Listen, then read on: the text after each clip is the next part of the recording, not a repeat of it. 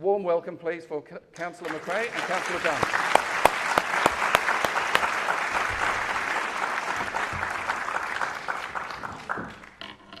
Thank you, everyone, and thank you for coming out tonight. I'd like to also acknowledge that my fellow councillors are here.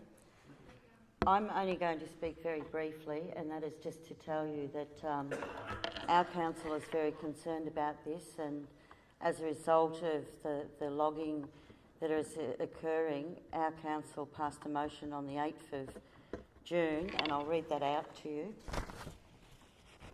The motion was that Council write to the Minister for Agriculture, Mr Joe Helper, the Minister for Environment, Mr Gavin Jennings, the Premier, John Brumby, and our local state Member of Parliament, Ben Hardman, calling for an immediate halt to current logging and any future logging proposed on the Bicentennial Trail and Mount St Leonard's due to significant adverse impacts on the local economy, tourism features and the environment.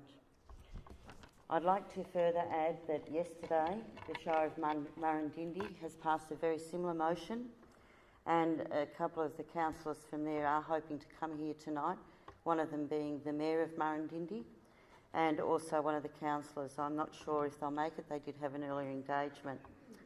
I've also been advised that today the Regional Marketing Board for Yarra Ranges, which includes the Dandenongs, it includes the Yarra Valley, and it also includes part of Murrindindi and Nillumbik, has also agreed that they will be writing to the Minister for Tourism, Mr Holding. All are concerned about the impacts this is having on our communities.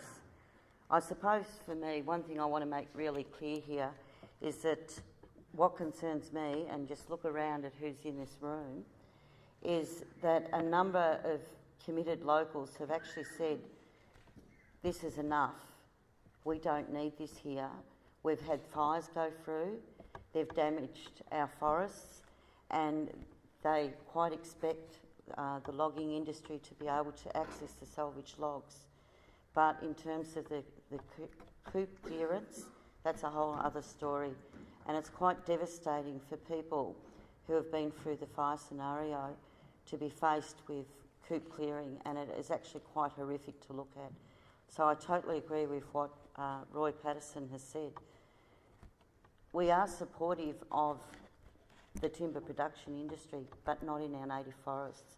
And I think that there is certainly enough evidence that says that we should be supporting plantation timber, but not in our forests. This is ours as a community. We own this, it is our resource, and we all need to have our voice heard. And we need those state politicians to actually listen to what we have to say and act according to our voice. Thank you.